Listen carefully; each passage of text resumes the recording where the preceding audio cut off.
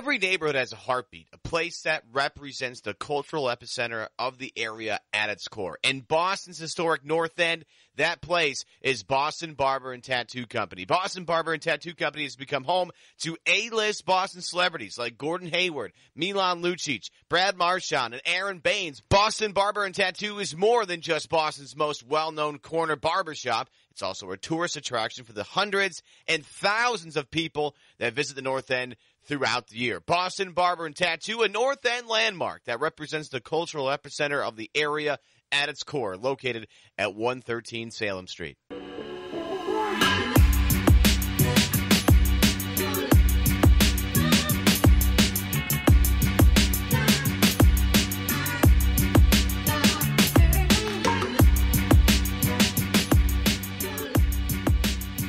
Welcome to another edition of Good and Plenty. I'm your host, Jeff Goodman, and we've got a great show for you this week. Today's guest, former Boston Celtics guard and current LA Clipper, Avery Bradley. He's got some great stories for you. One in particular on KG. He'll weigh in on the Rondo Ray Allen feud and also tell you who he thinks the two toughest guys are to check in the NBA today. First, please subscribe to the podcast. iTunes, Stitcher. You can find us on CLNS Media. You can find me at Goodman Hoops on Twitter, and please bring those reviews, whether they're good or bad. We'll definitely take them into account and try to get better every week. Today's show brought to you by Keeps. Go to keeps.com/plenty right now. Get a free month of treatment. That's a free month of treatment at keeps.com/plenty. Now pleased to welcome in a guy I've known a long, long time, since his days of being ranked, I think, #1 in the country in high school. Current LA Clipper, former Boston Celtic, Avery Bradley. Avery, how you doing, man? I'm doing good. How are you? I am doing well. And we ran into each other a little bit at the in Vegas at the Cosmopolitan, caught up for a while. You were there supporting your AAU team, which I didn't realize that you've been running and funding an AAU team and heavily involved, like, since you got into the NBA, right? Yeah, for the past 7 years. What do you get out of that? What's the best thing that you get out of being involved like you are, not just from afar, but you're there at a lot of those events, getting a chance to really see those kids kind of grow? I think first off, it's a way for me to be able to give back. But the most important thing is seeing kids actually grow their games, and them giving themselves a chance to, make it to college. That's like the most important thing for me. And that's the funnest thing about it, because I've known these kids since they were 10, 11 years old, and to see some of their dreams come true, the amount of kids that's come through our program, and having the chance to make it to college, has been amazing. It's been a lot of kids, and I can speak for everyone that's involved. Like, that's the funnest and coolest thing about having our own AAU team, giving these kids a platform to be able to go out there and show their talents. I know it wasn't that long ago. It was like 10 years ago for you when you were coming through the AAU circuit and everything like that. How do you think kids, because a lot has changed. I mean, social media didn't exist when you were coming through AAU, really. What's the biggest difference, I guess, in kids today from maybe when you were going through it 10 years ago? It's a big difference. Like you said, they have many platforms. There's all these Ball is Life and all these guys around filming guys, making specials on them. It makes high school basketball more exciting. And not only that, these kids become celebrities early, man. These high school kids nowadays, they have a big following. And I think, it's a good thing for them, but, sometimes it can be bad, as we know. But I think that's the biggest thing, the platform. There's many ways they can be seen, and even kids that aren't really on the radar. You can have a Baller's Life just come and do a special on you, and the kid can be a popular player. Can help him out a lot. Yeah. So before we get into the NBA stuff, I got to ask you a question I've been dying to ask you for years. All right? So that Texas team, your sophomore year was loaded, right? You guys started out, I think, 16, 17, something like that, right? No, my freshman year. Your freshman year. I'm sorry, your freshman year. Yeah. Damian James, you, Dexter Pittman. I mean, you guys were loaded. And then you just, like, free fell. And I remember sitting there. I went to Austin in the middle of that kind of free fall. And you guys had, like, a look on your face. I think it might have been after a Kansas loss or something. We're just like, what the hell was going on? So now I ask you, years later, when you can be a little more honest with me, hopefully, what the hell happened? You guys finished you started like 17 or 16-0, and you finished like 24-10 or something. Yeah, I think we were like 19-0 or something like that. We had a lot of talent, a lot of, I guess you could say, NBA players at the time, potentially NBA players. We kind of just fell apart. I think,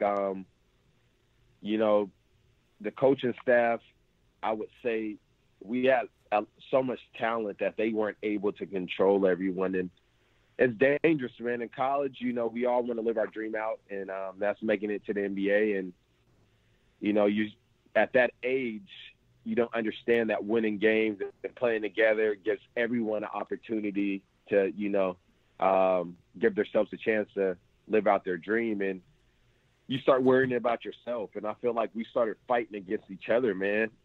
Yeah. Like, we stopped playing together. Guys just had their own agendas, start playing for themselves. And unfortunately, it really hurt our team.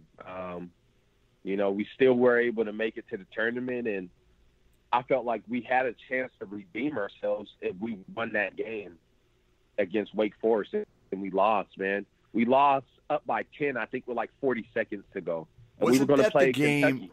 Avery, was that the game? Did you play against like Farouk and those guys or no? Yeah. Farouk, Jeff Teague? Farouk and no, not Jeff Teague. He was gone. He was older than me, I think, by 2 years. Okay. It's Smith. It was his senior year. Yeah.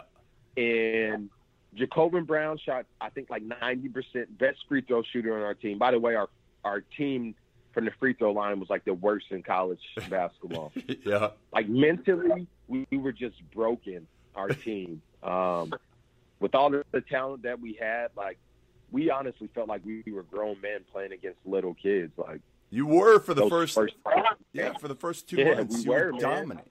Like, we dominated people. And I don't feel like one game really clicked for us except the North Carolina game. Yeah. I think we had 4 players with 20 plus. And Avery, none of the other guys on that team, right? Nobody's in the NBA now. And Damian, like, who even had a cup of coffee? Damian? Yeah, so Damian, he actually started for New Jersey, had a good year, had an injury, and was never really able to recover. He was a really talented player. I know New Jersey wasn't very good.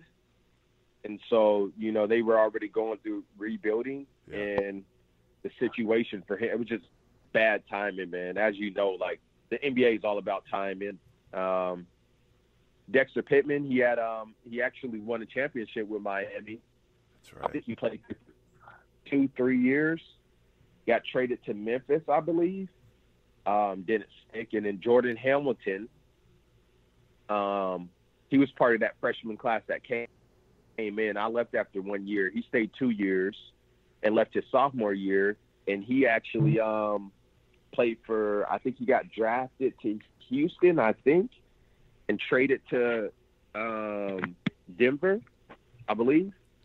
And so he's been in and out the league over the past 4 or 5 years. So he had a good NBA stint. And Jordan was very talented, man. Yep. Very talented.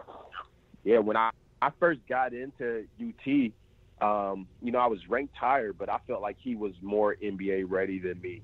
Like, he pushed me every single day. Like, I made sure I got in extra work because Jordan.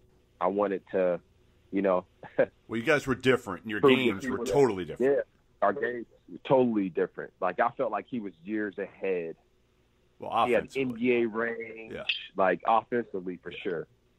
Yeah, defensively, you were always ahead. I felt like you were ahead of, at every level, you've been pretty much ahead defensively.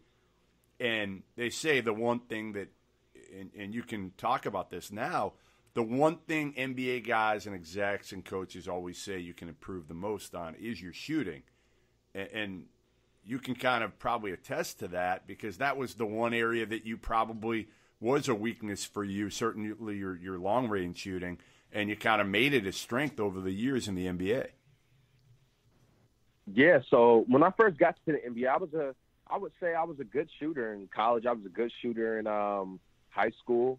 When I got to the NBA, I was intimidated by my teammates. Like, when I first got to the NBA, I was like, man, what am I getting myself into? Really? I was, oh my gosh, man. Every practice, I was scared to even get in to practice. I had no confidence. Wow. My ankle, I just broke my ankle in the draft process, so I was recovering from that. And I was nervous, man. Like, I wasn't confident in my ankle. I wasn't confident in my game. I think every time I shot a shot in practice, it was all backboard. So who was intimidating? Was it Doc? Was it some of the veterans? Like who was the intimidating? Doc. It was Rondo. It was KG. It was Paul Pierce. That was not easy. I played with Shaq. I played with Delonte West. Wow. Nate Robinson. Like, I played with a lot of really good players. Jermaine O'Neal. These are Ray Allen. Like, there was a first unit, a second unit, and a third unit. Obviously, I would be in the third unit, but I would be a point guard in the third unit. And I felt comfortable in the third unit. I had two groups go before me. I knew what play to run. I knew where to go.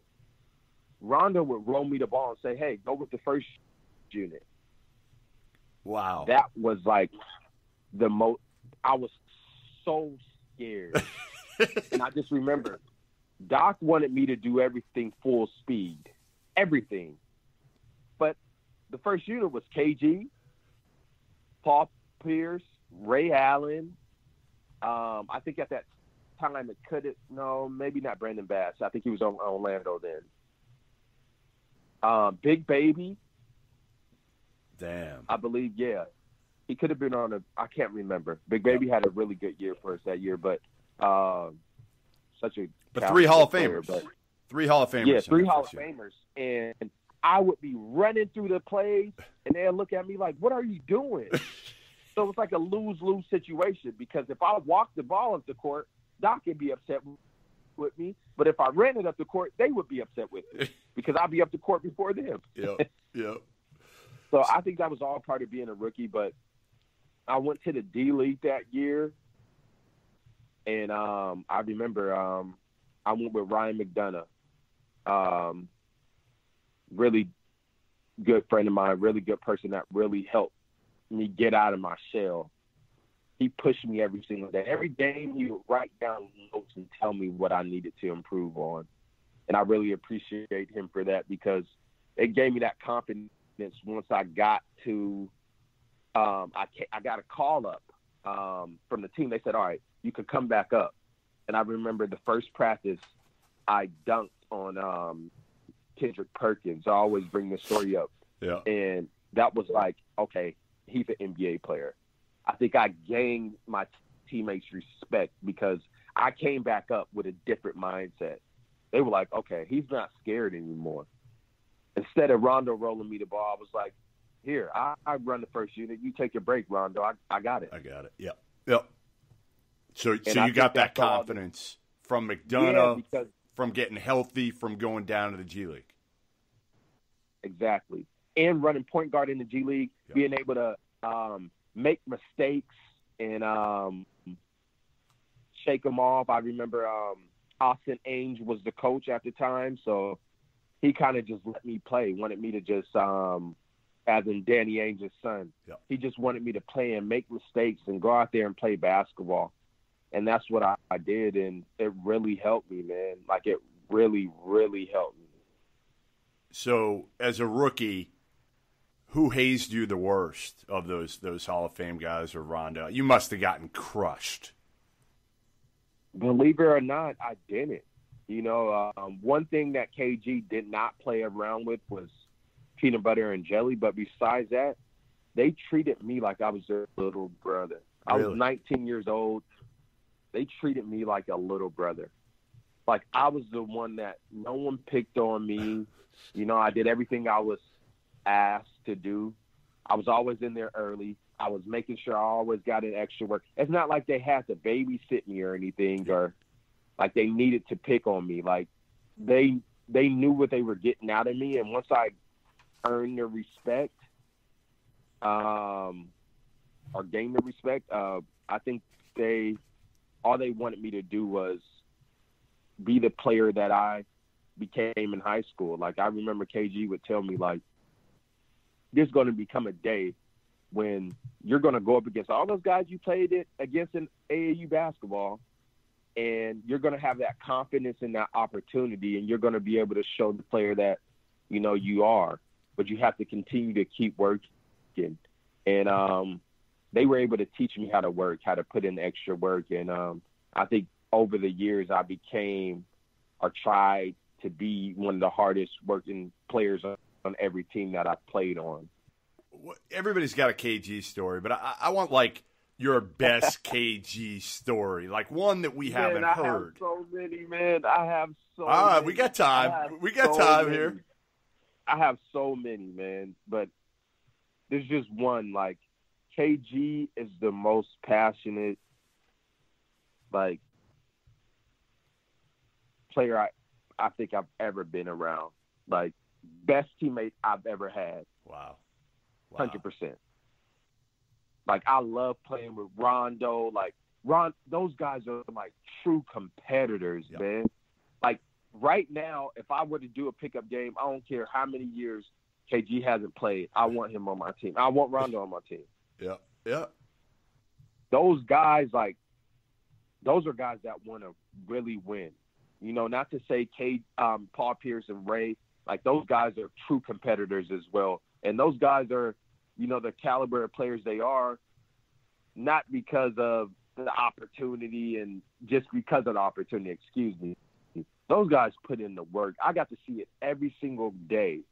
These guys come in already superstars and still working harder than the guys that aren't superstars. It was amazing to see. But KG, he worked hard every single day. And I remember one day, Doc was like, look, you're not practicing today. He's like, KG, you're not practicing. Yeah. Like, you're not going to practice today. You need to rest. Like, KG never wanted to sit out of a practice, especially if we were scrimmaging. Like, he wanted to be – even if he was hurting, he would never let you know. Like, man, it was crazy. He's just amazing. But so one day we're practicing. True story. We go over the plays or whatever, and so Doc's like, all right, Kevin, sit out. We're about to scrimmage. KG ran lines on the sideline.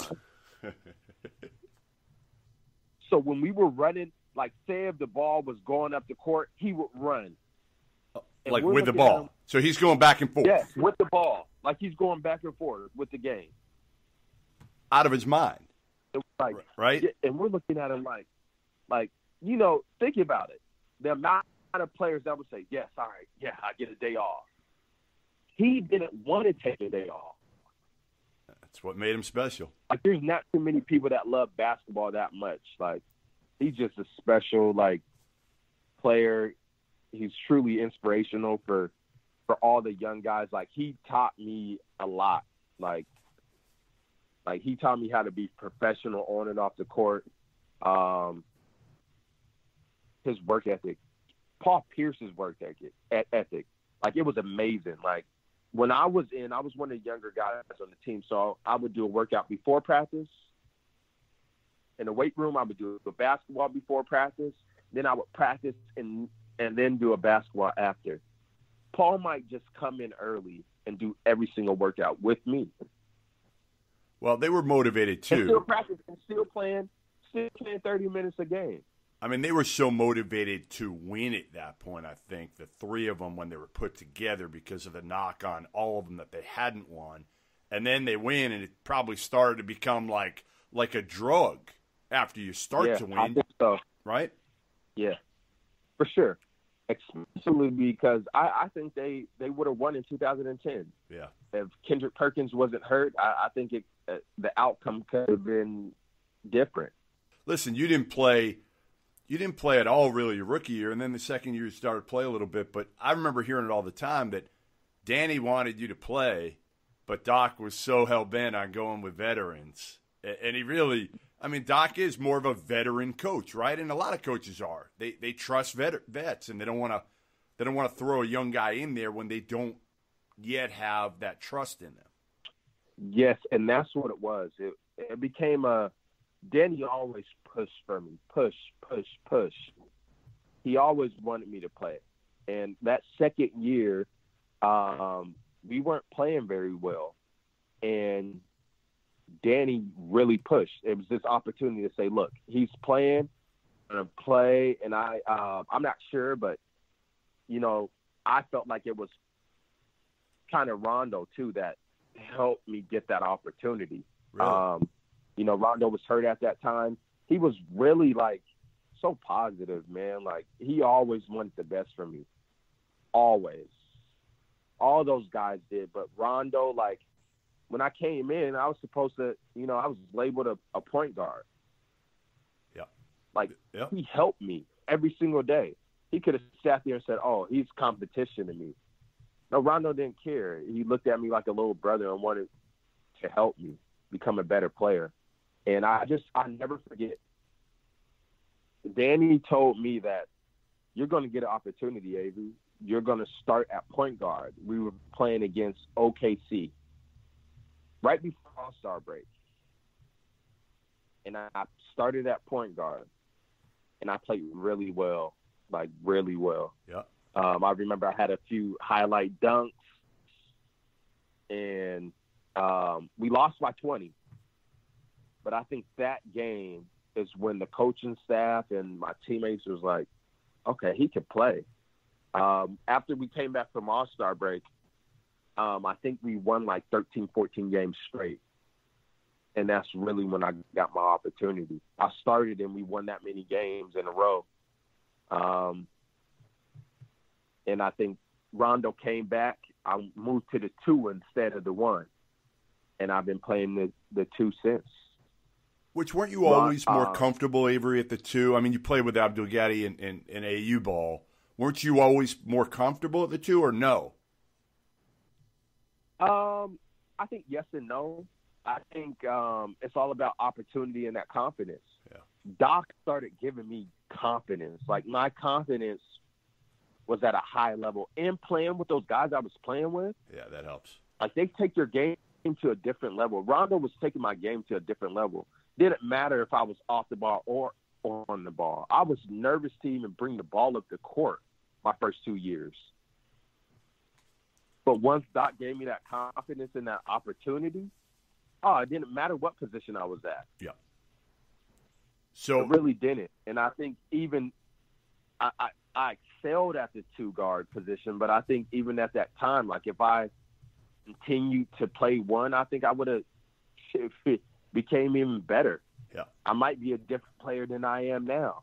Quick break from Avery Bradley to tell you today's show is brought to you by Keeps. Hey guys, listen up. I'm guessing some of you have noticed recently that some of your hair has magically disappeared, but you're not sure there's a real solution to your problem. Truth is, there's only 2 products on the market right now that are FDA approved to help you with your problem.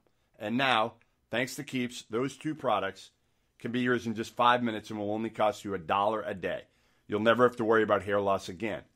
I started taking it 6 weeks ago. I've already noticed the difference. I feel better because I was worried about the fact that I'm going to have to, shave off my head at some point, whatever hair is remaining. But I'm going the other direction now because it Keeps. So get started with Keeps today. It's really easy. Just answer a few quick questions, take a few pictures of your head, and boom, you're all set. A licensed doctor reviews your info, recommends the right treatment for you. You never have to leave your couch. Sign up for Keeps today and get your first month free. All you have to do is go to keeps.com/plenty. That's KEEPS.com/plenty for a free month of treatment. Keeps. Hair today, hair tomorrow. So it sounds like, from everything I'm hearing, you are on Team Rondo. Even though Ray Allen was your guy growing up, you idolized him, but Rondo was your guy when you were with the Celtics. Like, what's that been like? 100%. What's it been like for you to watch this, of this kind of Ray versus everybody else, and none of these guys really having any relationship with him now? You want to know something? Because I'm in the circle. Yeah. I'm part of the Celtics family, especially during that time.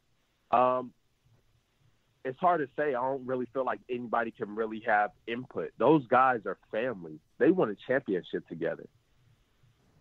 So I can't have input on how I feel about the situation. You know what I mean? Like, yep. I don't know. Those guys accomplished something that when you do that with a group of guys, as people know, like, that's special, man. Like, you guys have a bond and a respect for each other and, hold each other, to certain standards. Like, it's different.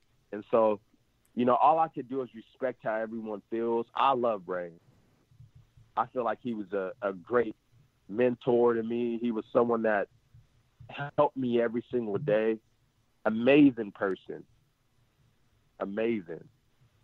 Like, better person than he is a basketball player. Like, he's just an amazing person, man. He's like the perfect role model. How much of that do you think is about Rondo's, you talked about earlier, his competitiveness, right? Like, all he wants to do is win.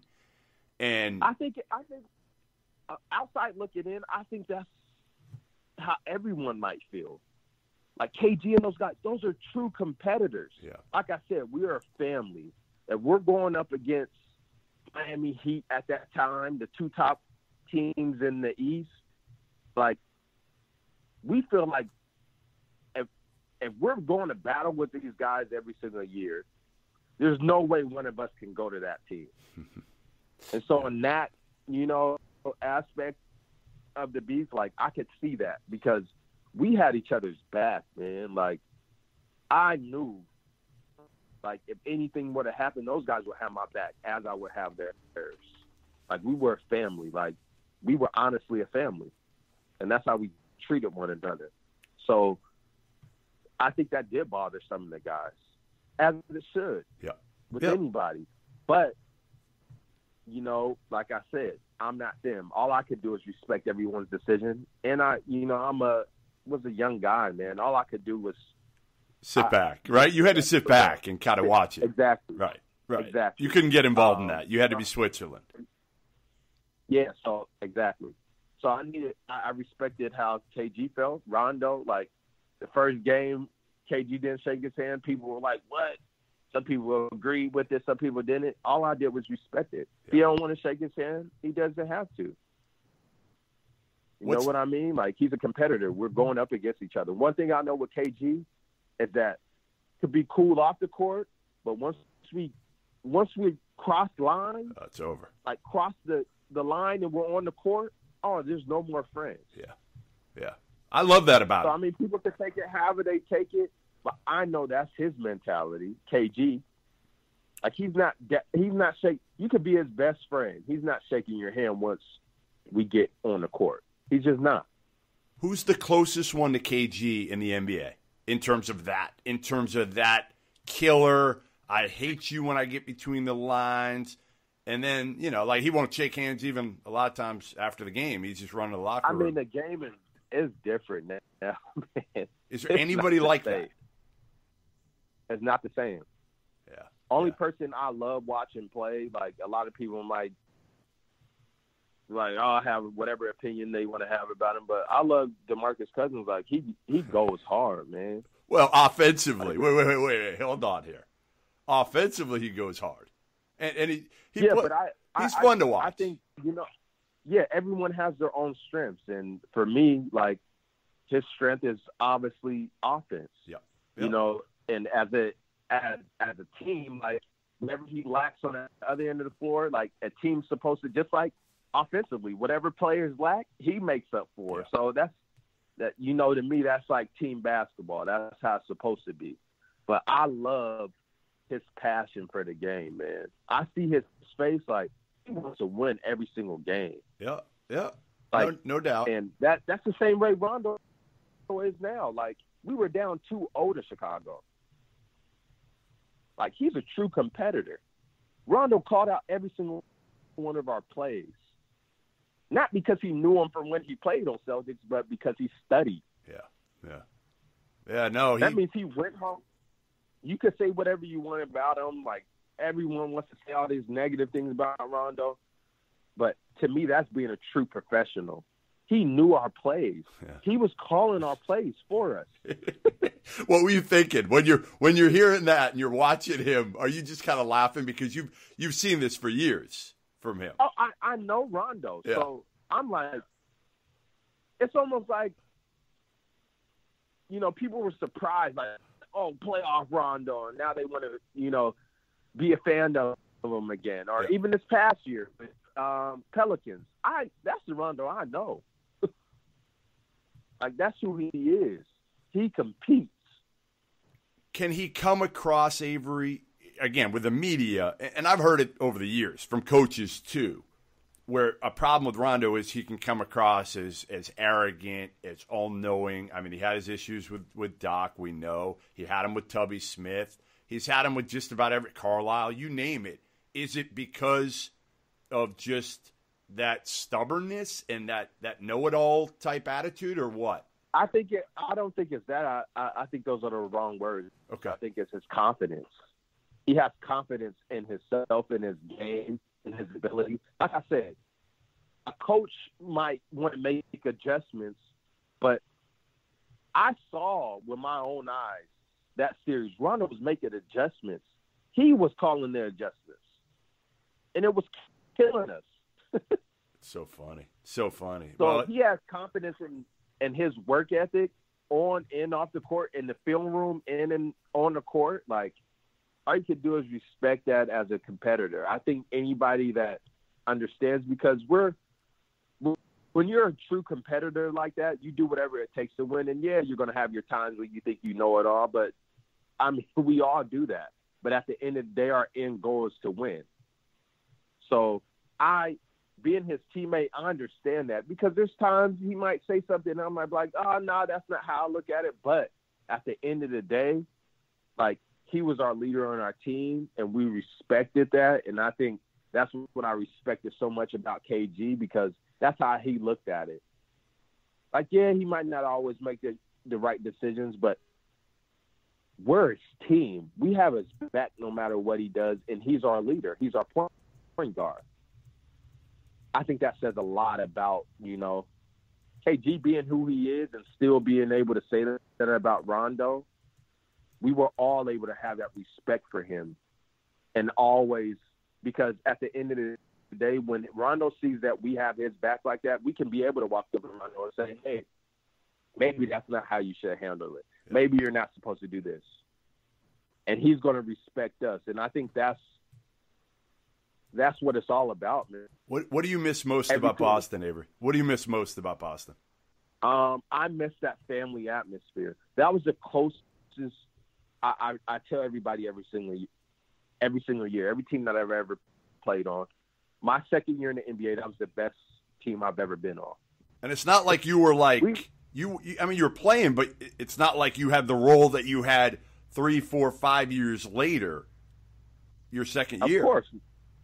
Yeah, I mean, we didn't even have Chris Wilcox or Jeff Green that year. They both had, they both had heart issues that year. And, I would have loved I'm happy they were both able to recover from that. But those guys were on that team. Oh, my gosh, we would have been incredible. Incredible. Like, we were able to make it to the Eastern Conference Finals when no one expected us to. Yeah. What was your reaction, Avery, last year, about a little over a year ago, when you got traded to Detroit? I was down about it. Being in Boston, there's been times, and I know it would have been hard, but there's been times I thought about always being a part of the Boston family, like maybe even ending my career there. I felt like I was the definition of Boston basketball, like true professional. I worked hard every single day, like every single day. I was there early every single season. Like, I've been through all the ups and downs. Yeah. And there's not too many players that's done that except like Tony Allen. I don't want to miss anybody, but Paul Pierce. Yeah. Like, those guys went from being one of the worst teams in the NBA, including Doc, to winning the championship. Like, to organization, to a group of guys, I think that should mean a lot, because there's a lot of sacrifices that are made during that. And, I went from making the playoffs every single year to winning we won 25 games Brad's first year. Yeah, yeah. Like, I went through all the ups and downs, and, to be traded, like, it, of course, I think it hurts, just like it would hurt anybody else. Tony Allen's wasn't a trade, but, for him not to remain a Celtic, I'm pretty sure it hurt him as well. But, this is part of the NBA, and, I knew it was a possibility. You just never know when your day comes, How hard was it to watch him last year in the playoffs, and kind of what they've become now? You're on a Clippers team that's rebuilding, and this Celtics team now is kind of the chosen one to battle Golden State with Kyrie, Gordon Hayward back. I mean, you watch Jason Tatum, I'm sure, from afar, and you're as blown away as I am. But what's it like as a Celtic, per se, to watch this franchise now get back and be kind of deemed as the biggest competitor to Golden State? I don't think I, have any regrets or like I'm upset about not being a part of the team, because, like I said, it's part of the business. More than anything, I look at them as competition. Like, I look forward, and I'm happy and excited to not only play against the Celtics, because they are a great organization and have a great – what Danny Ainge was able to put together with that team, it's incredible. Yep. Not only him, I don't want to take away credit from anybody else, but, like other guys like Mike Aaron that, a lot of people might not give credit to, all those guys in their front office. I think do a great job of putting together the players that they've been able to, and be able to develop those guys, because that's hard to do. But I look at them as competition, man. Like I said, I look forward to always going back to the Garden to play. It's fun. And I can speak for all of us. Like, I know every Celtic that was there 2 years before I got there to when I left. They circle that game on their calendar. All right. Sure. I got a couple more things, and then I'm going to let you run. But I could go all day, seriously. And I think you probably could go another half hour too, no doubt. For sure, man. I just appreciate you having me. No, man. We've known each other a long, long time, and you know the amount of respect I have for you for not only how you've improved over the years, and I've said this to everybody. I mean, listen, I watched you from a young age and how you developed, but not how you developed on the court. Like that's impressive unto itself. But I think how you developed off the court into a leader, into a guy who was comfortable dealing with the media. When you weren't, you were okay, but you were pretty quiet and to yourself. And the biggest thing that I can say about you is that you're always stand up. Always. Win, loss. If you played like shit, if you played really well, it didn't matter. You were in front of your locker every single game. And not a lot of guys do that, Avery. I've seen a lot of guys not show up. The best players, all-stars, bail out if they didn't play well, playoff game. I'm not going to call out any specific names, but some really good players in the league. So that, to me, says a lot about your character, who you are, and I think that's something that, to me, really stands out. Thank you. I appreciate that. That's all, to me, respecting the game, man. I always have to respect the game. Yep. All right, I'm going to hit you with two more quick ones.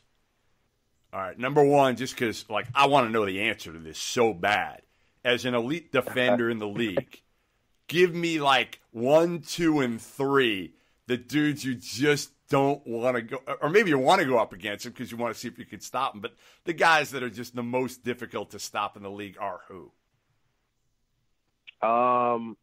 Over the years, I will always say Kyrie, but for me, the two that, are, I got to make sure that I'm really on my A game is Russell and Kyrie. Why? And what's the hardest thing? Go with Kyrie because obviously he's here in Boston now. I think everybody knows with Russ, it's that the athleticism, the kill, whatever. Why with Kyrie? I mean, his handle's ridiculous. We know. I mean, John too, man. Yeah. I love John. He's a true competitor. I love John. I don't think he gets enough respect, man. And John Wall is incredible. Just got to stay healthy, as do you. I mean, that's the biggest thing with you, isn't it? Now, how's your health? And then I'm going to hit you with a Brad Stevens question. How's your health? My health is good, man. I think this is most important thing for the rest of my career is my health. Yeah. People know what they're going to get from me. I just need to be healthy. Sports hernia this past, right? Surgery this past year. Shoulders are good. Yeah. Yep. Shoulders are good. Yeah. Everything's great. Do you have to play different now, Avery?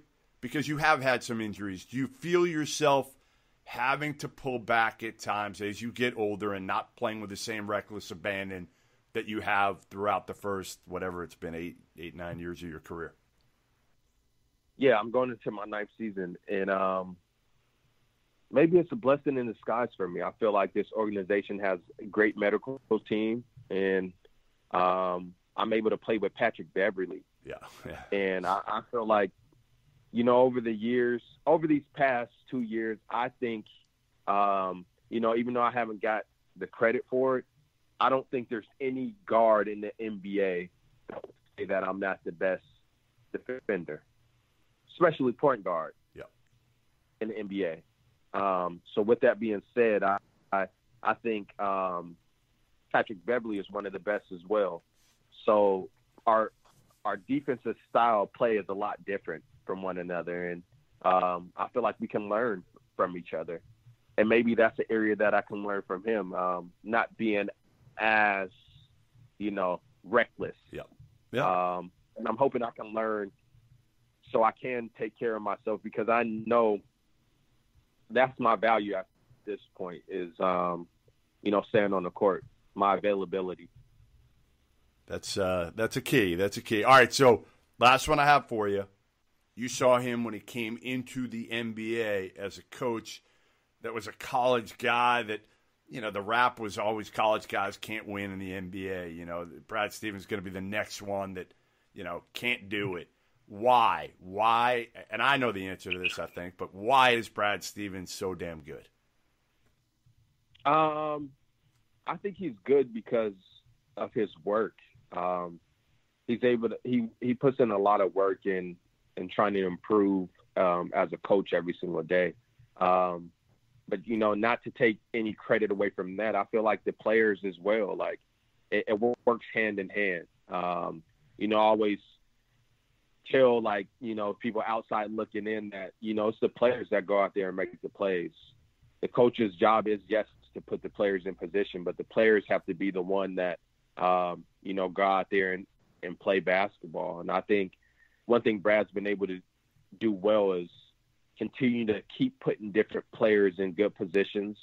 And the game's changed, and I feel like he was part of the change. He brought a different style to play to basketball, and so he's able to get the right players and insert them in certain positions for them to excel. And he's able to get the most out of all his players. I think that's the most special thing about Brad.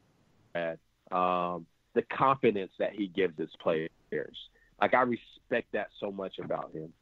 Well, how many guys, Avery, how many guys are going to let Marcus Smart let it fly like he does from deep? I knew you were going to use that. It's true, though. It's true. It's very true.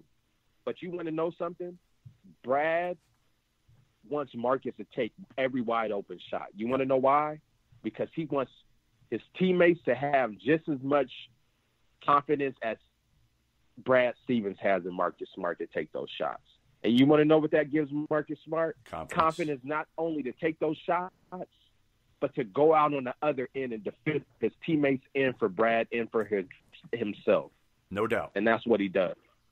Those guys play hard for each other. Yep. And Brad was able to get that.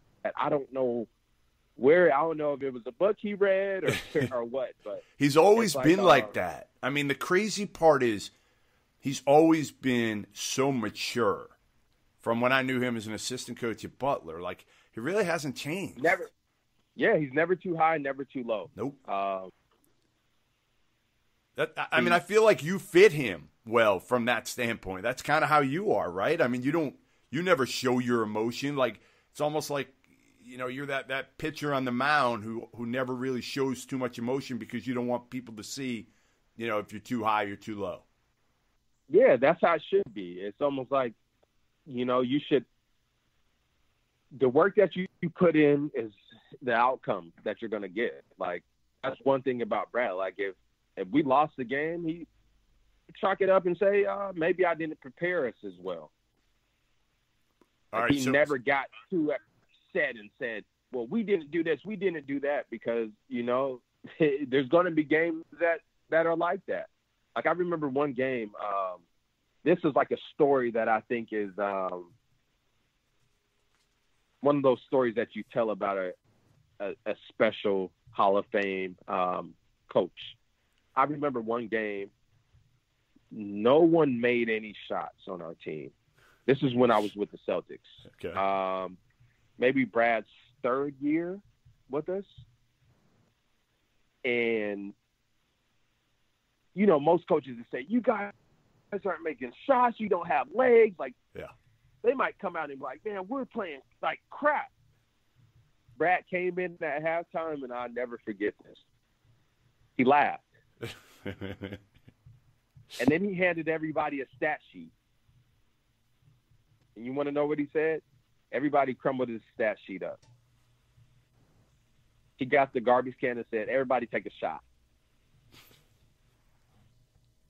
And he said, we're going to make some shots this time. We came out, we won the game, and we made shots.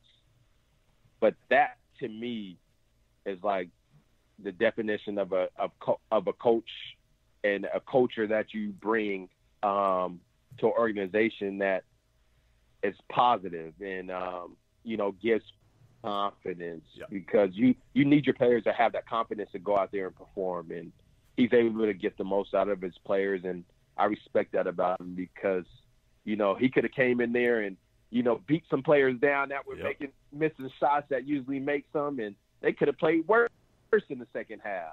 Yeah, he doesn't jump guys. He was like, man, that's funny. Like, yeah, he's like, not. Man, he's not right. jumping guys just for the sake of jumping them. That's the thing I like about Brad. Yeah, man. Like, it was almost like, yeah, you guys didn't make shots, but that's cool. Like, whatever. You guys don't make shots now. Like, it's whatever. And that was cool that he's able to do that. And he is a very special coach for that. Well, listen. We're about 50 minutes in at this point, so I'm going to cut this short, even though it's not really short. We're going to do this again this year. I mean, honestly, okay. I could talk to you all day between your stories, between just your insight into the game, and we didn't really get as much into you as I would have liked to be honest. And congrats on your deal this past off season. I know you'll just stay healthy, man. Just stay healthy. And looking forward to seeing you this season. You and Patrick Beverly should be a terror together on the court this year. I don't ever like to, you know, talk myself up or certain situations, but this year I can promise you what me and Patrick Beverly are going to be able to do with each other and what we're going to be able to bring out of each other is going to be special this year. Just remember I said this.